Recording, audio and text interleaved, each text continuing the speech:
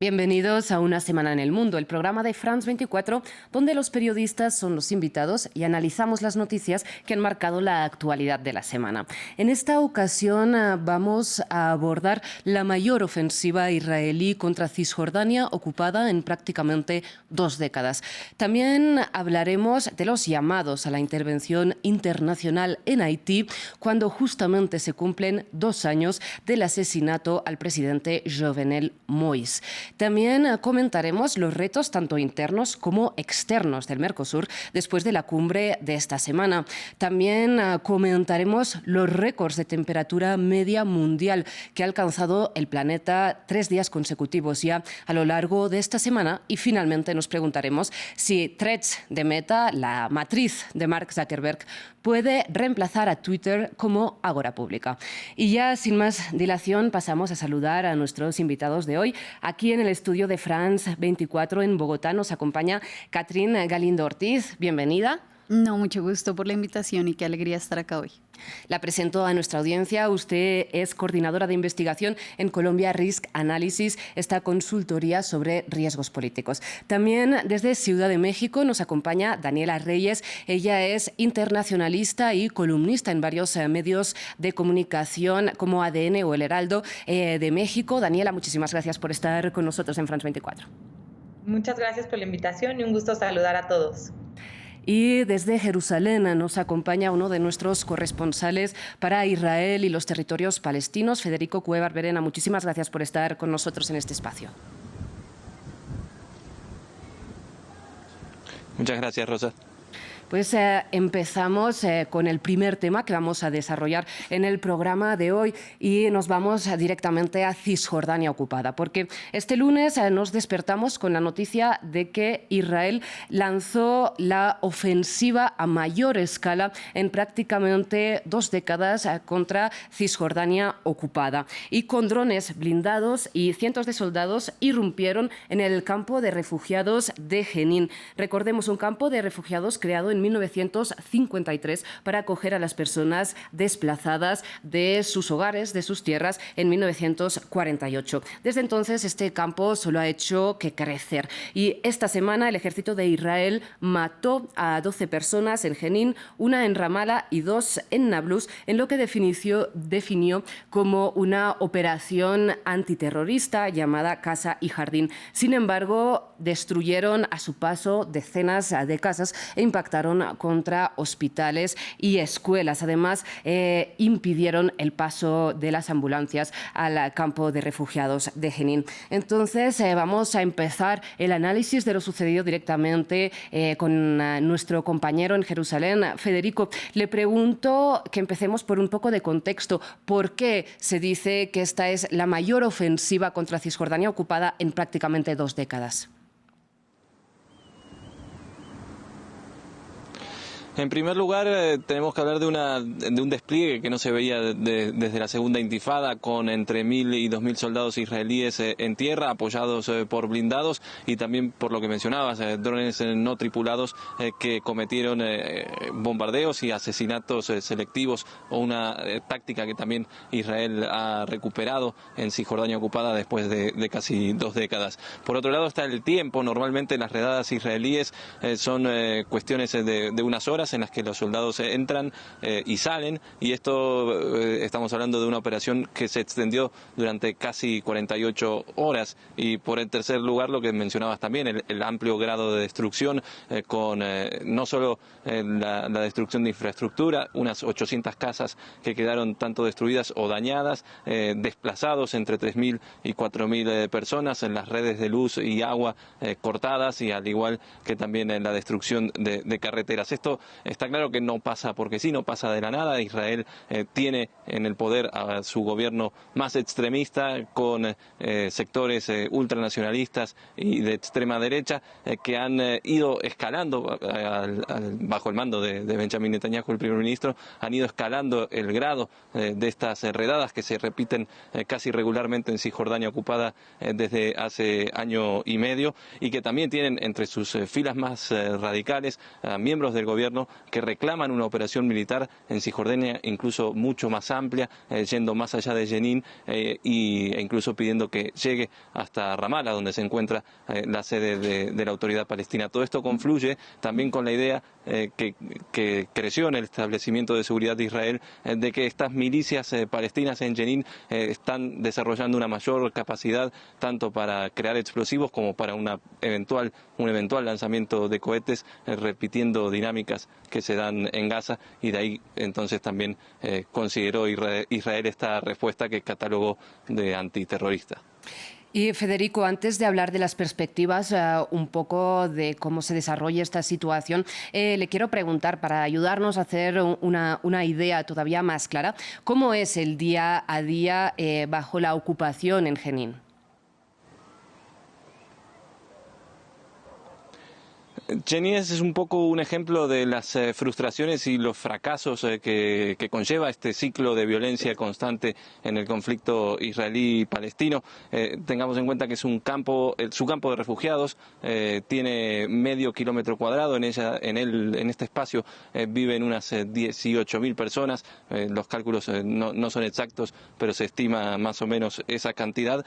Muchos son refugiados posteriores a la creación del Estado de Israel en 1948, o de sus hijos, obviamente. Esto que los palestinos llaman Nakba o catástrofe, por el desplazamiento forzado que implicó la creación del Estado de Israel, y esas imágenes tuvieron cierta reminiscencia con lo que se vio con desplazados saliendo del campo de refugiados cuando se estaba desarrollando la operación en Jenin. En términos administrativos, se encuentra dentro del área A, que es bajo control civil y de seguridad de la Autoridad Palestina, pero esta Autoridad Palestina ha fallado en ambos aspectos. Por un lado, es uno de los campos de refugiados con la mayor tasa de desempleo y pobreza, graves falencias de infraestructura, y a esto se suma que áreas son hoy inaccesibles para las fuerzas de seguridad palestinas. Estamos hablando de una Autoridad Nacional Palestina que tiene un gran descrédito entre la población en general, pero que en Jenin aparte lo ven como un actor débil en cuanto a enfrentarse a la ocupación israelí.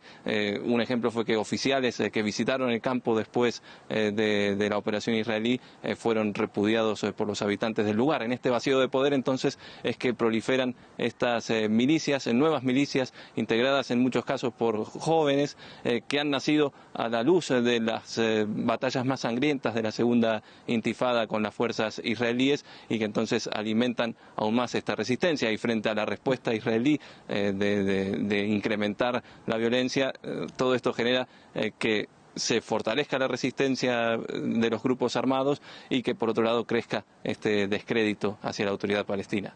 Federico, antes de darles la palabra a nuestras invitadas, le quiero pedir muy rápidamente cuáles son precisamente las perspectivas de la población palestina, este descrédito de la Autoridad Palestina de la que usted nos hablaba, el crecimiento del poder de estas milicias, un Estado, un gobierno en Israel más radical que nunca, un gobierno de Estados Unidos que habla mucho de la solución de los dos estados, pero no pone en marcha ningún proceso.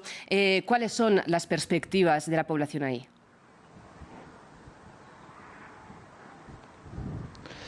Bien describías que con todas esas situaciones confluyendo, las perspectivas hacia un fin de la violencia son cada vez más lejanas, sin ni hablar de una paz duradera o de la creación de dos estados. De facto hay un estado que ejerce el poder sobre dos pueblos y de manera diferente. Entonces lo que genera esto es que situaciones como las que vivimos en Jenin, operaciones israelíes y enfrentamientos armados, se reproduzcan de manera continua, y todo esto obviamente sin mencionar o sin entrar en el detalle de lo que es la violencia cotidiana, tanto administrativa como en el día a día que los palestinos sufren, desde lo burocrático hasta pequeños episodios de violencia, hasta llegar a estas grandes escaladas que son las que por ahí llaman un poco más la atención internacional, pero todo está inmerso en el mismo ciclo que repite dinámicas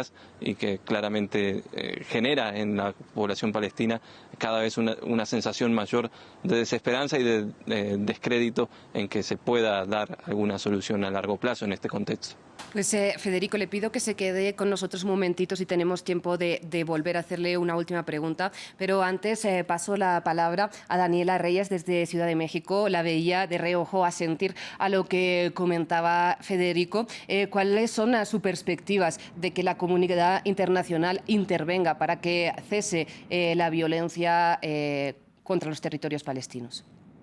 Muchas gracias. Sí, de hecho, justo creo que esto lo que más nos enseña es que la comunidad internacional ya había dejado a este conflicto de lado. Decíamos que había avanzado, que no había habido un nivel de violencia como lo hemos visto, pues ahora sí que en los últimos días. Y esto lo que nos enseña es que el acuerdo de paz, como bien lo mencionaban, o esta idea de un apoyo de solución de dos estados teniendo una relación mucho más cordial, pues está lejos de pasar. Este es un conflicto muy antiguo, muy sangriento, y la realidad de las cosas es que lo va a seguir siendo.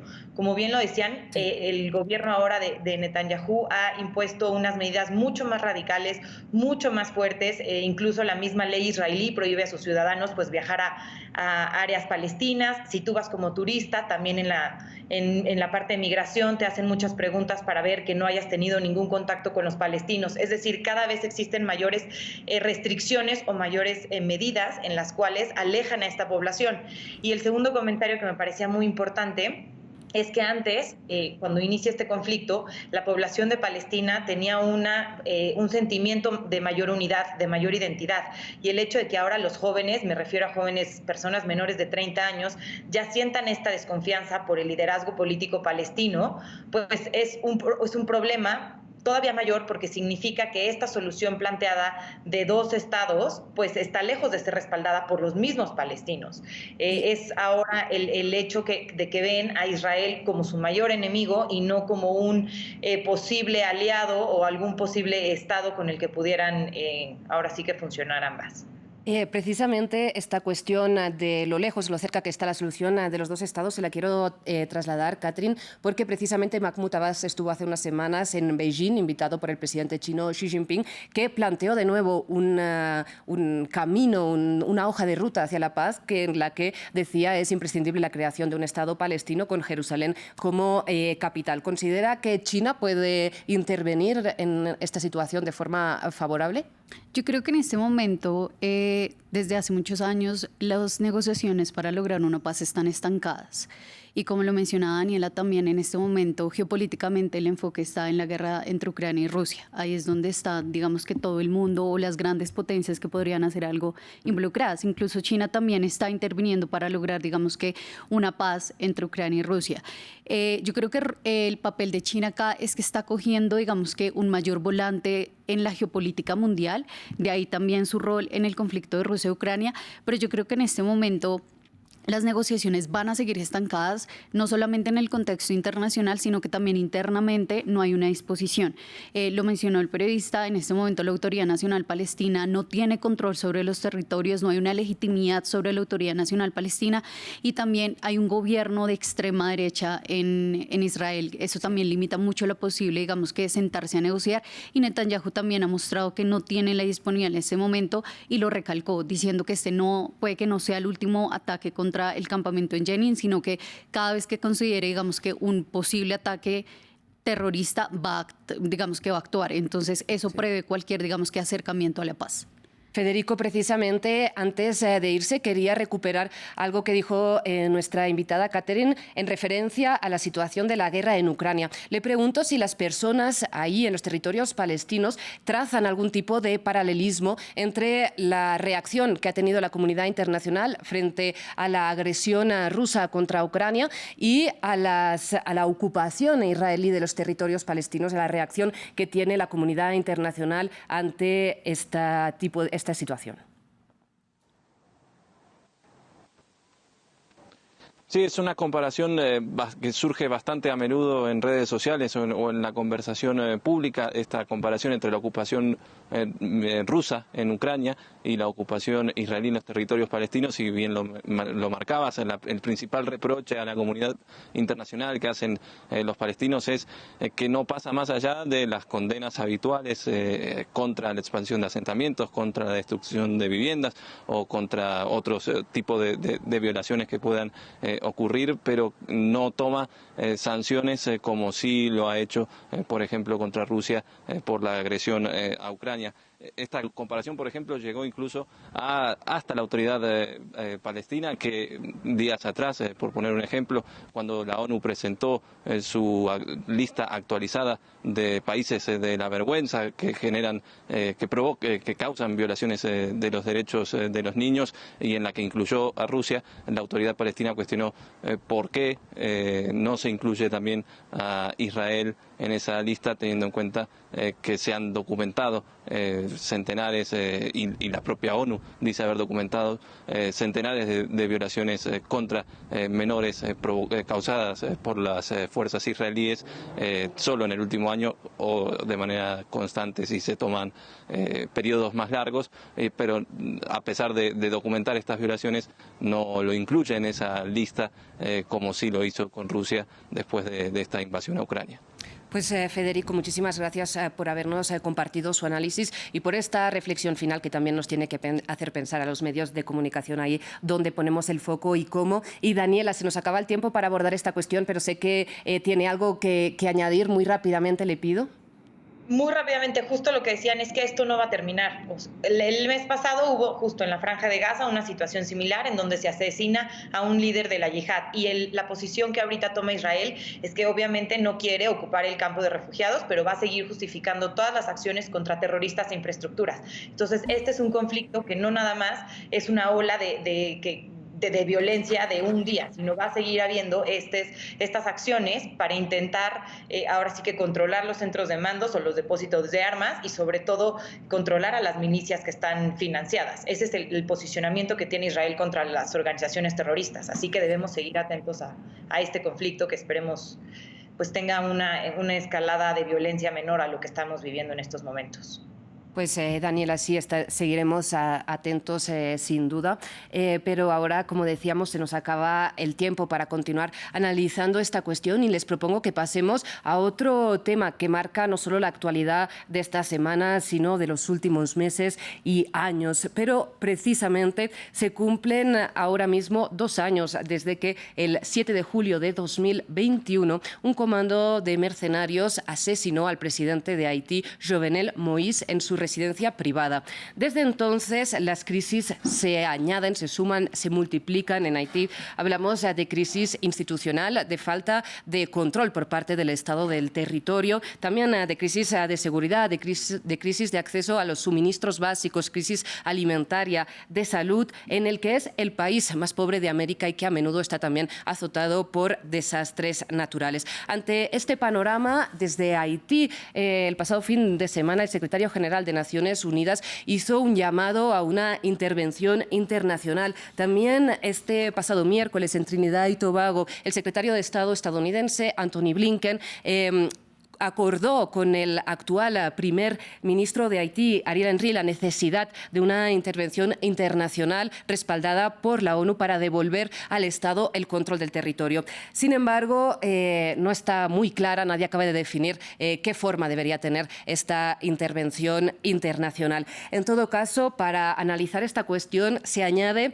al panel de debate, al panel de comentario, nuestra compañera Sandrine Exil. Ella es periodista colombo-haitiana, y precisamente junto a nuestras compañeras también de France 24, Margot Loisillon y Herminia Fernández, a principios de este año fueron a Haití para realizar un documental, un reportaje llamado Así es la vida en medio del caos, las pandillas y la crisis, que se estrenó aquí en France 24 en marzo de este 2023. Antes de entrar en materia, les propongo de hecho que veamos un extracto de este reportaje.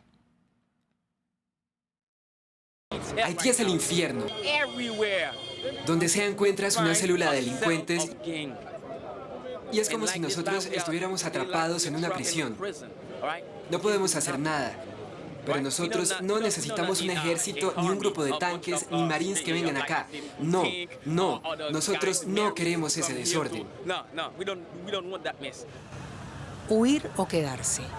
¿Habrá una intervención extranjera? ¿Se organizarán elecciones?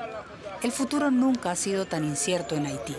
Mientras espera que mejore el panorama, estos jóvenes disfrutan de una tarde alquilando una bicicleta y paseando por un parque. Un momento suspendido en medio del caos.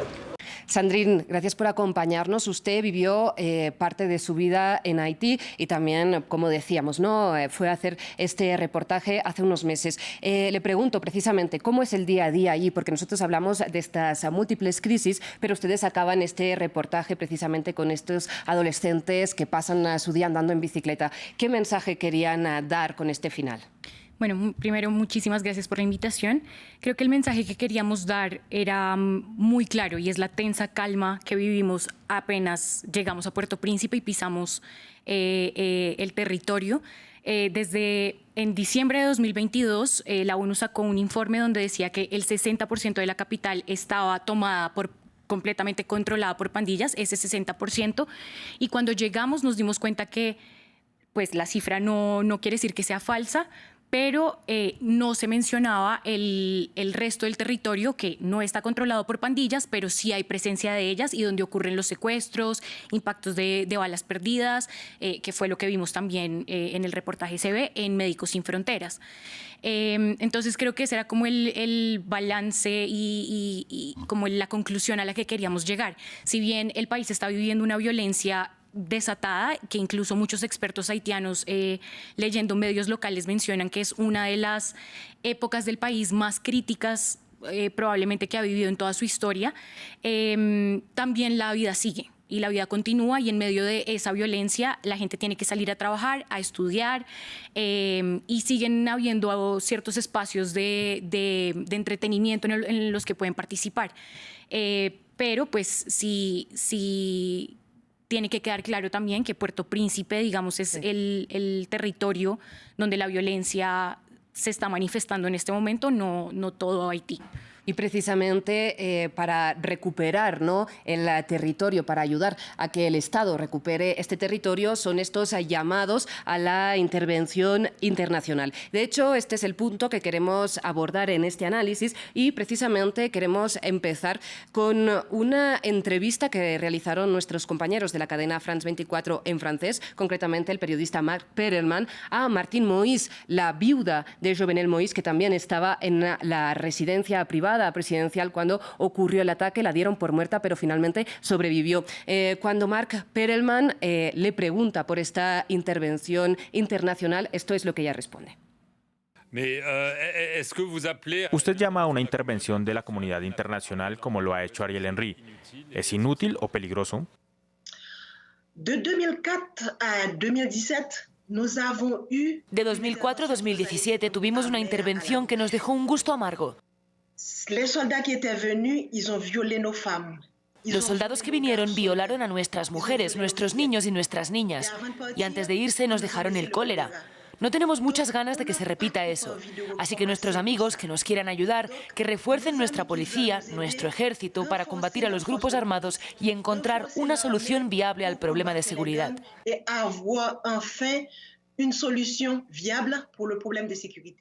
Sandrine, tanto Martine Moïse como el chico que oíamos hablando de forma anónima en ese extracto de su reportaje son reticentes a una intervención internacional que por lo menos tenga la misma cara que las que ha habido en el pasado. Le pregunto cuál es precisamente el recuerdo entre la población de Haití de las pasadas intervenciones internacionales en el país. Sí, yo creo que el recuento de las intervenciones internacionales viene desde 1915, con la primera intervención internacional hecha por Estados Unidos, una intervención muy recordada porque se vivió, digamos, hubo mucha esclavitud, por decirlo así, bueno, pues yo creo que entre 1915 a 2010, que fue la fecha del último terremoto, pues se reconocen los abusos y la ONU también ya reconoció, digamos, los abusos sexuales a ciertas mujeres, también la entrada del cólera al país por los cascos azules que llegaron a ayudar en ese momento del terremoto, que fue devastador. Creo que toda esa historia llega a un punto en el que la población está cansada de las intervenciones internacionales y hay dos posiciones muy claras. Una de ellas es no queremos intervención internacional, nosotros podemos manejarlo desde acá y, digamos, por medio de la creación del HCT, que es el Alto Consejo de Transición, creado por el primer ministro Ariel Henry, la idea es crear un Consejo Nacional Electoral que pues logre celebrar comicios en algún punto, y muchos tienen como la esperanza sobre esto. La otra posición es permitimos una intervención internacional siempre y cuando se apoye a la fuerza policial nacional de Haití y con también, digamos, las herramientas, armas, carros blindados, que ha sido uno de los apoyos que ha enviado tanto Canadá como Estados Unidos.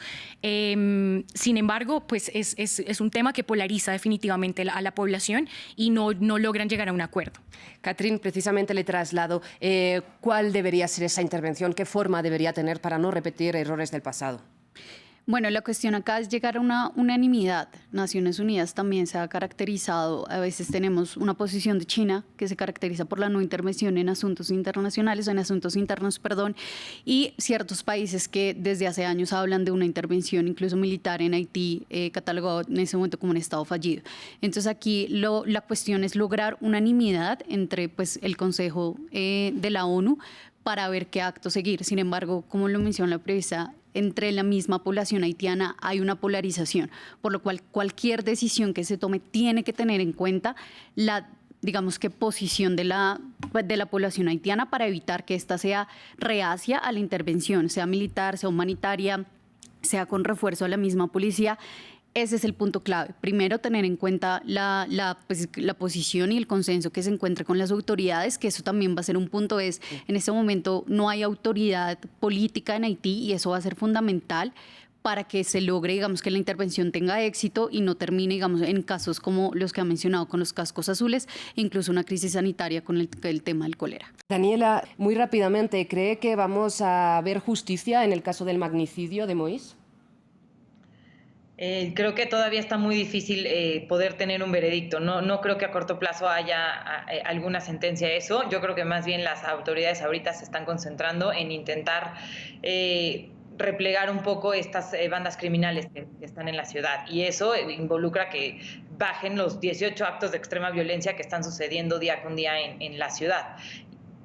Sandrine, pues muchísimas gracias por habernos ayudado a entender un poco la situación ahí sobre el terreno en Haití. Seguro que contaremos con usted para futuros análisis sobre la situación en Haití. Muchas gracias. Gracias por la invitación.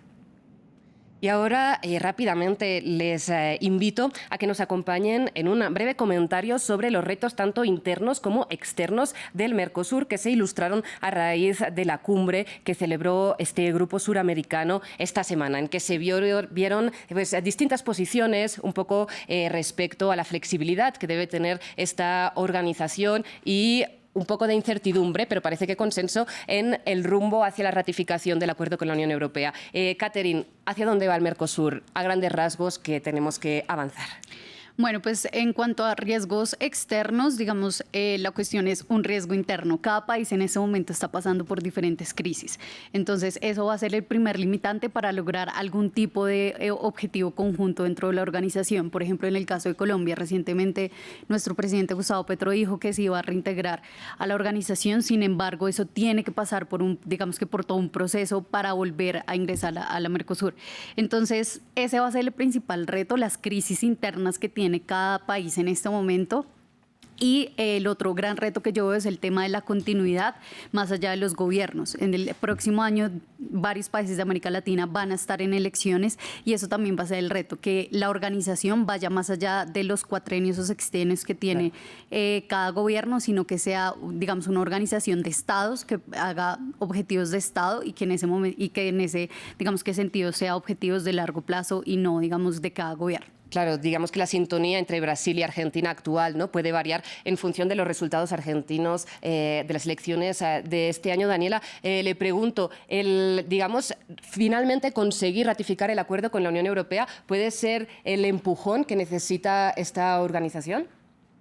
Totalmente. Yo creo que aquí tengo tres puntos muy importantes. El primero es el tema de Uruguay, que Uruguay es uno de los países que más se está empujando, pese a que es una de las economías más pequeñas, está buscando esta zona de libre comercio. Incluso dice que si con la Unión Europea no podemos concretar algo, pues entonces que ya tendríamos que buscar a China para poder tener también un acuerdo. Al fin y al cabo es uno de los grandes importadores de alimentos en Mercosur. Es decir, está también buscando el ampliar esta zona de libre comercio. El segundo punto es justo lo que mencionaba Kat, el problema de los problemas internos. Cuando llegó Lula da Silva en Brasil dijeron, bueno, pues va a ser algo fresco, va a ser algo nuevo, se va a poder retomar, pero a la larga están viendo, o al menos en esta última reunión, que incluso Brasil es uno de los países más criticados porque en este nuevo acuerdo, a diferencia de lo que se acordó en 2019, ahora los criterios cambiaron, ahora se dice que hay un acuerdo asimétrico entre ambas partes, es decir, que ya no se refleja la situación que se trabajó cuando se empezó este acuerdo,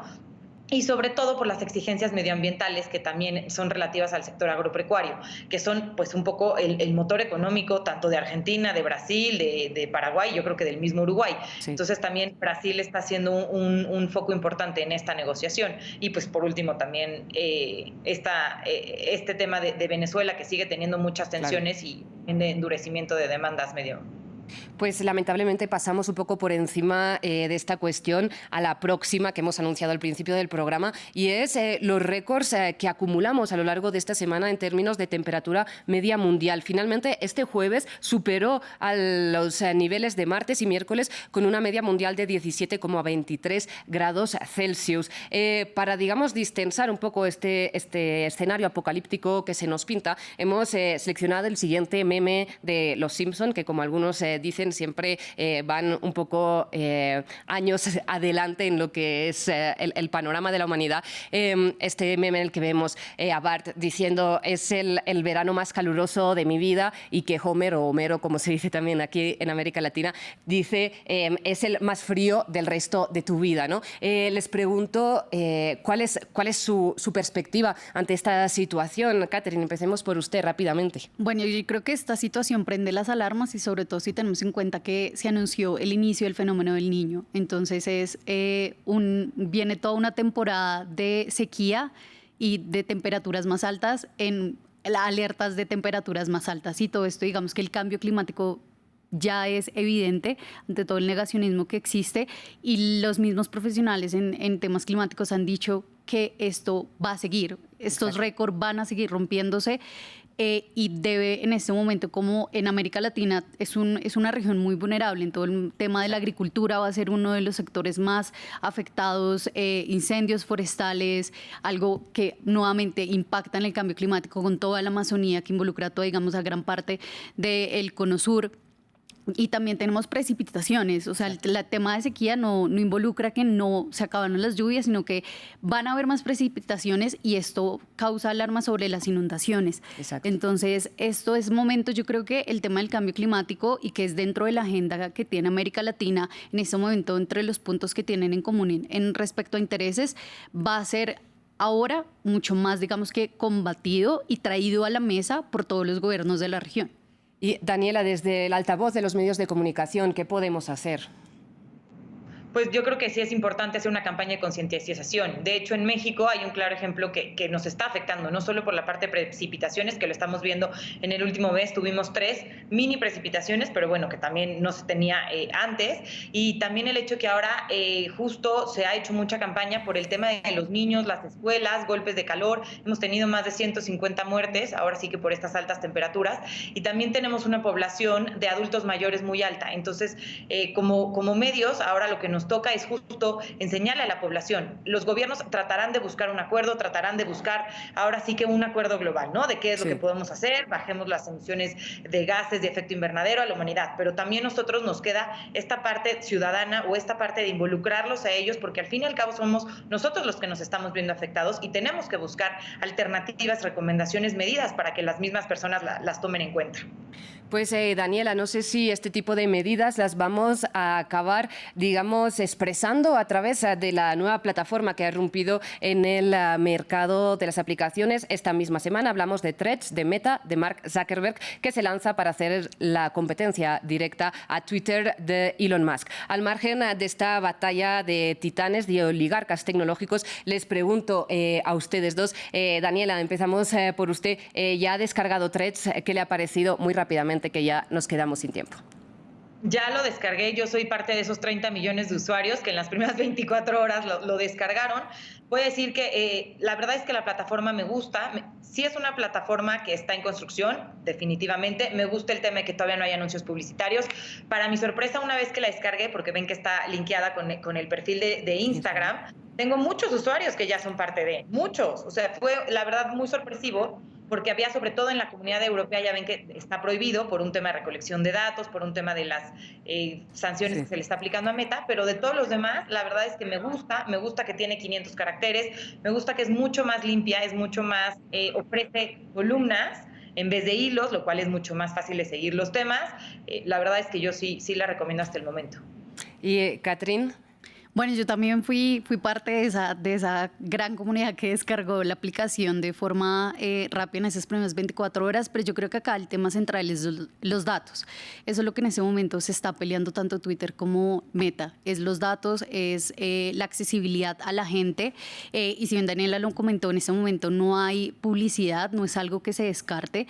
¿Qué tanta competencia uno le puede hacer a Twitter? Pues al final son herramientas que en ese momento, digamos, Instagram se caracterizaba por ser algo mucho más personal, una cuenta de uso personal. Twitter era esa herramienta como de trabajo en temas políticos, en temas económicos.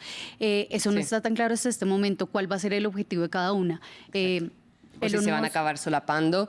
Vamos a ver en los próximos días, en los próximos meses. Y para otro futuro debate queda un poco la problemática sobre que milmillonarios oligarcas tengan en sus manos ciertas normas también de la libertad de expresión y de las comunicaciones de este siglo XXI. Les agradezco, Daniela Reyes, muchísimas gracias por estar con nosotros desde Ciudad de México. Catherine Galindo, un placer haber escuchado sus análisis aquí en Una Semana en el Mundo de France 24.